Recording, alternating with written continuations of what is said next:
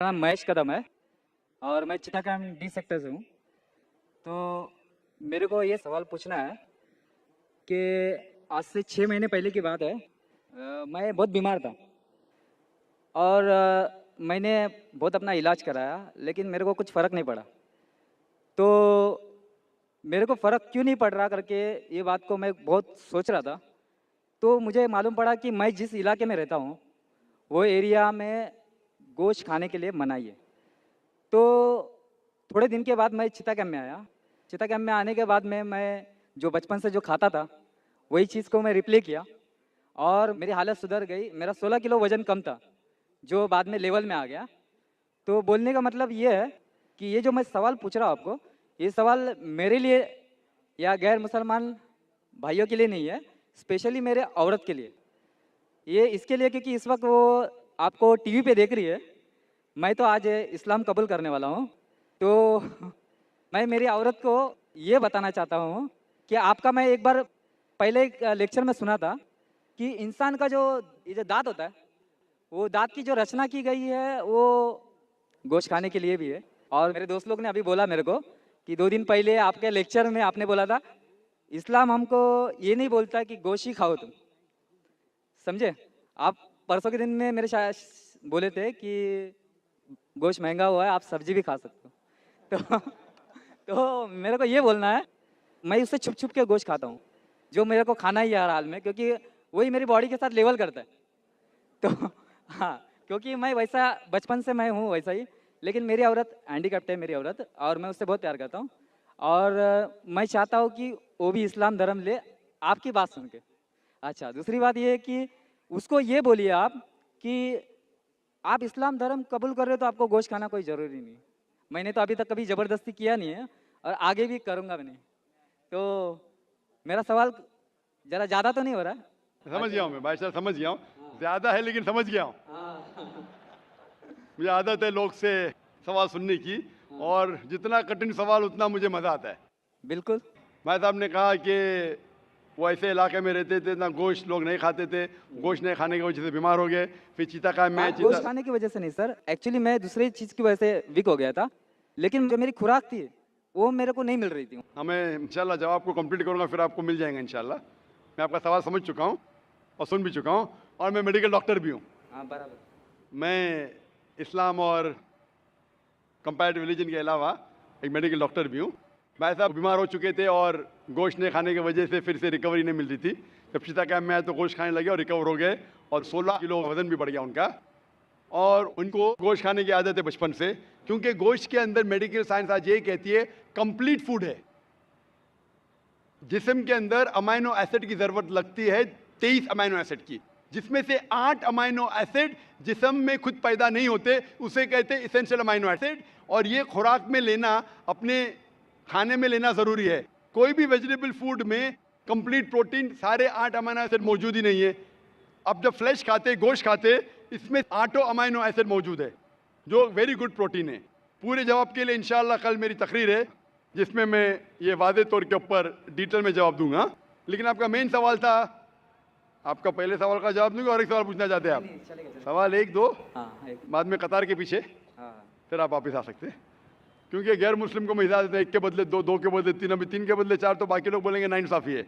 वो मुस्लिम को brain haemorrhage हो गया था कल, बोला मुझे मौका नहीं दे रहे। वो हमारे आगे ही थे।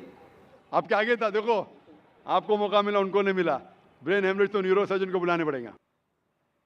जैसे मैं कह रहा था कि आप अब इस्लाम से इंशाल्लाह प्रसन्न हैं और आप कबूल करना चाहते। आप साथ साथ ये कहना चाहते आपके बीवी से कि नॉनवेज खाना, गोश्त खाना गलत नहीं। इंशाल्लाह आपकी बीवी से कहिए कि कल मेरा प्रोग्राम अभी लाइव टेलीकास्ट देख रही है, कल भी ये वक्त देखिए 6:15 से लेके 10 बजे तक के, इंशाल्लाह जवाब आपको मिलेगा। लेकिन ये कहना चाहता हूँ कि गोश्त खाना मुसलमान के लिए फ़र्ज नहीं है।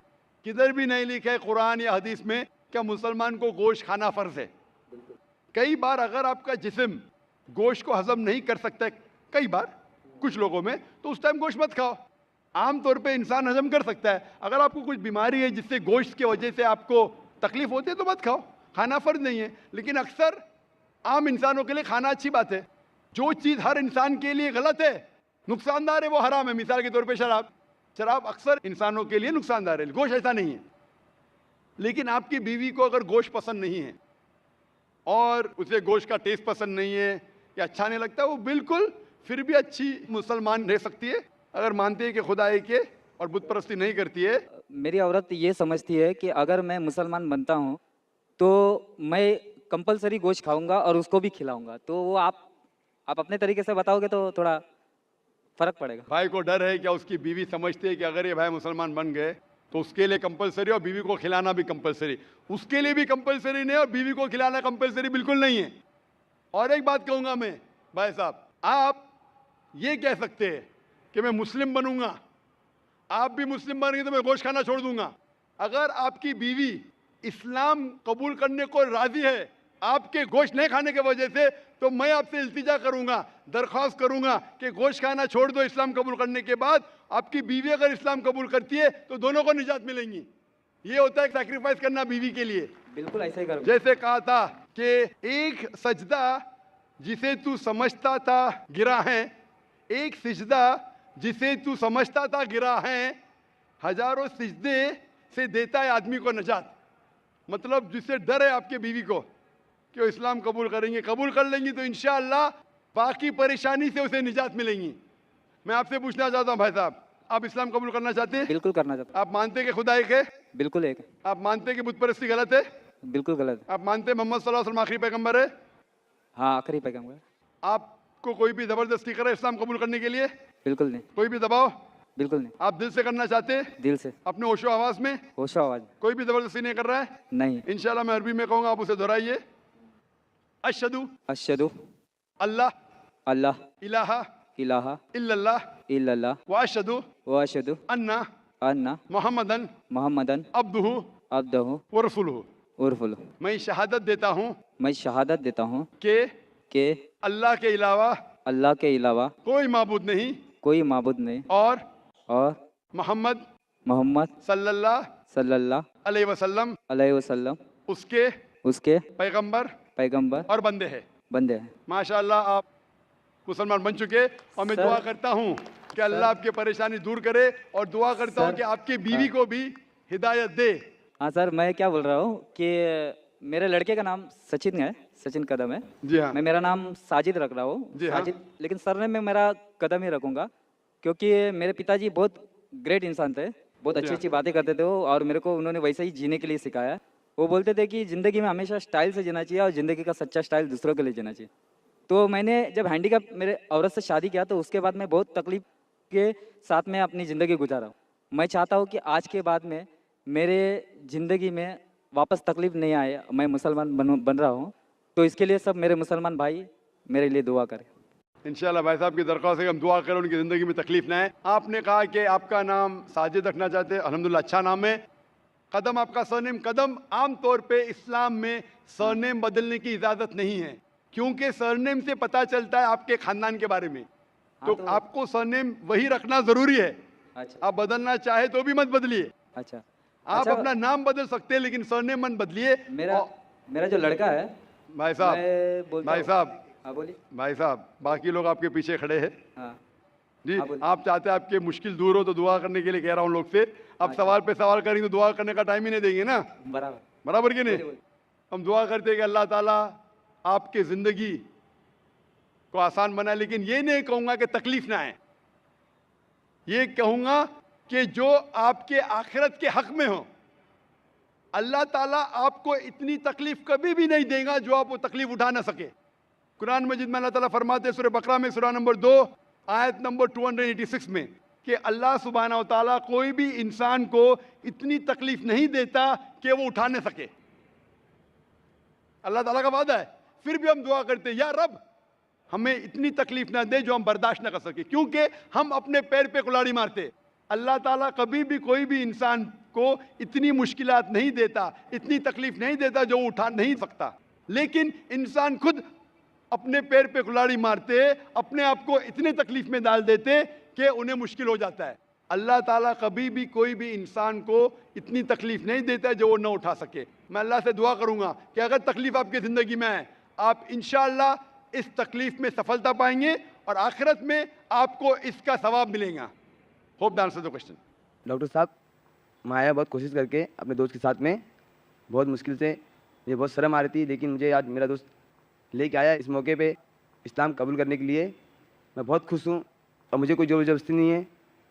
मैं आज 15 सालों से सोच रहा था करने के लिए, लेकिन मैं शर्मा रहा था अपने ये चार लोग से कि चार के जो आदमी हैं कि मुझे गलत समझेंगे कि ये लड़का इतने साल से रहा है, कभी सोचा नहीं, आज ये सोच रहा है। मैंने अपने दोस्त से बोला था बहुत पहले भी कि मुझे इस्लाम कबूल करना है, तो उसने मुझे लेके आया। आज मुझे बहुत खुशी है कि मैं इस्लाम कबूल करना चाह रहा हूँ। ये हुसैन मेरा दोस्त है, आज ये मुझे लेके आया। मुझे इतना खुशी है कि मुझे आज इस्लाम कबूल करना है कि मुझे अफसोस हो रहा है कि हाँ मेरा दोस्त मुझे अच्छी जगह लेके आया है। कि मैं आज तक कहीं मंदिर ना कोई मस्जिद कहीं की मैं गया ही नहीं हूँ, कि मुझे कुछ रास्ता ही नहीं मालूम है। कि खाली इतना मालूम है कि भाई हाँ कि मेरे दोस्त लोग मीम भाई हैं, मैं उनकी बहुत तारीफ़ करता हूँ, इज्जत करता हूँ कि हाँ भाई लोग सब जाते हैं, नमाज वमाज पढ़ते हैं। मैं ये हूँ अकेला कि मंदिर नहीं जाता, कुछ नहीं जाता हूँ, इन लोगों के साथ रहता हूँ, सब सीखा हूँ, सब साथ में बैठा उठा हूँ। लेकिन मुझे एक ही चीज़ मतलब समझ में आती कि मैं बनूंगा मुसलमान, लेकिन मुझे कोई एरिया ले कोई ये तो नहीं करेंगे। तो मैं आज दिल एकदम खोल के आया हूँ अपने दोस्त के साथ में, मुझे इस्लाम कबूल करना है। माशाअल्लाह, देर आई दुरुस्त आई।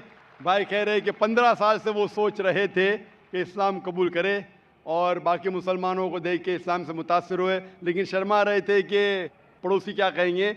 और जैसे मैंने कहा, अक्सर ये शर्म और ये हया जो है ये शैतान की तरफ से, शैतान रोकता है कि लोग सही रास्ते पे चले और उसे रोकता है कि अगर करेंगे तो ये नुकसान हो जाएगा, और अक्सर लोग इसके वजह से सही रास्ते पे नहीं आते। अल्हम्दुलिल्लाह आपने हिम्मत की और मैं दुआ करता हूँ कि अल्लाह ताला आपकी जिद्दत को कबूल फरमाए। आप इस्लाम अपने दिल से कबूल करना चाहते हैं? हाँ मैं पूछना चाहता हूँ, आप मानते हैं कि एक खुदा है, एक अल्लाह है? हाँ भाई, आप मानते हैं कि बुत परस्ती मूर्ति पूजा गलत है? गलत, एकदम गलत है।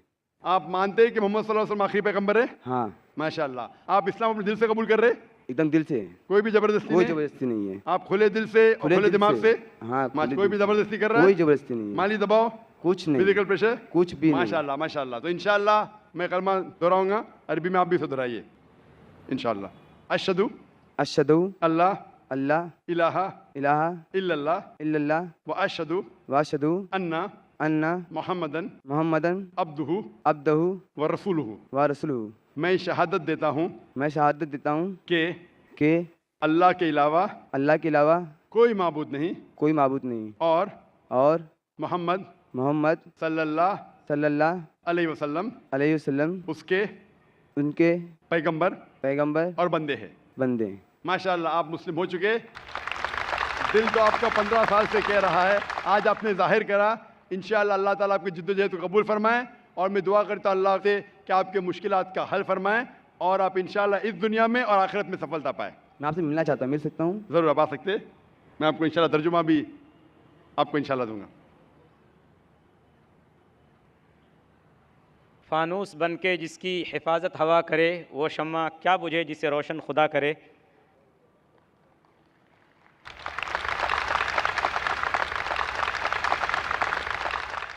माइक नंबर 5 में कोई नॉन मुस्लिम बहन हो तो सवाल करें। अस्सलाम वालेकुम रहमतुल्लाहि वबरकातुहू। जाकिर भाई, एक्चुअली मैं पिछले 2 साल से पीस टीवी देख रहा हूँ। मुझे घर में टोटली बैन कर दिया है पीस टीवी देखने की वजह से। मुझे पीस टीवी देखने नहीं देते और मैं छुपके से आपकी सीढ़ी भी देखता हूँ और छुपके से नमाज भी पढ़ता हूँ। तो मैं आज इस्लाम कबूल करना चाहता हूँ। मेरा नाम अमर दुबे है, प्रॉपर मैं सोलापुर से हूँ। आपका नाम क्या है? वोडाफोन नाम अमर दुबे। अमर दुबे। यस भाई साहब अमर दुबे शोलापुर से है और कह रहे हैं कि 2 साल से वो पीस टीवी देख रहे, चुपके चुपके। चुपके चुपके देखने का ये हाल है तो खुला देखने का क्या हाल होगा।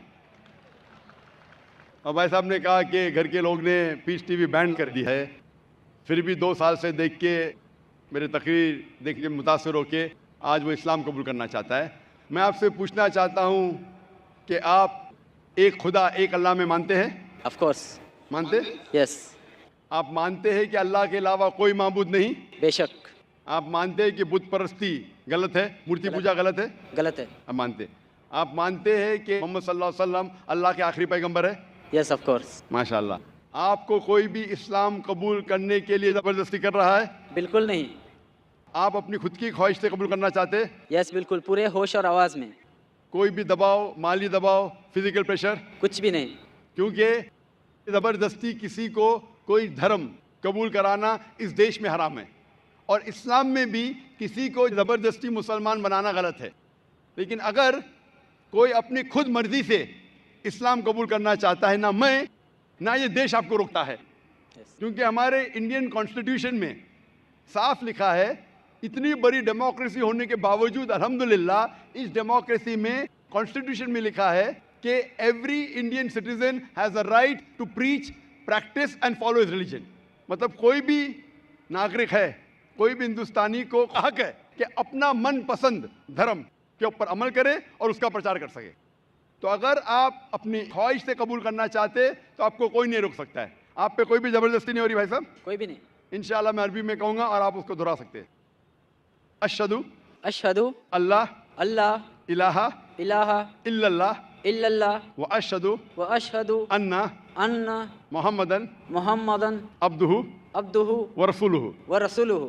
मैं शहादा देता हूँ मैं शहादा देता हूँ कि कि अल्लाह के अलावा अल्लाह के अलावा कोई माबूद नहीं, कोई माबूद नहीं, और मैं शहादत देता हूँ और मैं शहादत देता हूँ कि मोहम्मद सल्लल्लाहु अलैहि वसल्लम अलैहि वसल्लम उसके पैगंबर उसके पैगंबर और बंदे हैं। और बंदे हैं। माशाल्लाह आप मुसलमान हो चुके, और मैं अल्लाह सुब्हानहू व तआला से दुआ करता हूँ कि आपको इंशाअल्लाह इस दुनिया में और आखिरत में इंशाअल्लाह कामयाबी दे, और दुआ करता हूँ कि इंशाअल्लाह आपको आखिरत में जन्नत फिरदौस मिले। मेरी एक रिक्वेस्ट है, जी हाँ, पीस टीवी की वजह से मुझे जो इस्लाम मिला, जो ज़रिया बना पीस टीवी और आपकी सीढ़ी, मैं तमाम मुस्लिम भाइयों से मैं और बहनों से रिक्वेस्ट करना चाहूँगा कि जाकिर भाई की हर एक सीढ़ी और उनके बयान लोगों तक पहुँचाए, और मोबाइल में जो फालतू में गाने के बजाय अगर आपके कोई बयान लोगों तक पहुँचाए तो माशाल्लाह पूरी दुनिया इस्लाम कबूल करने से कोई रोक नहीं सकता इसको।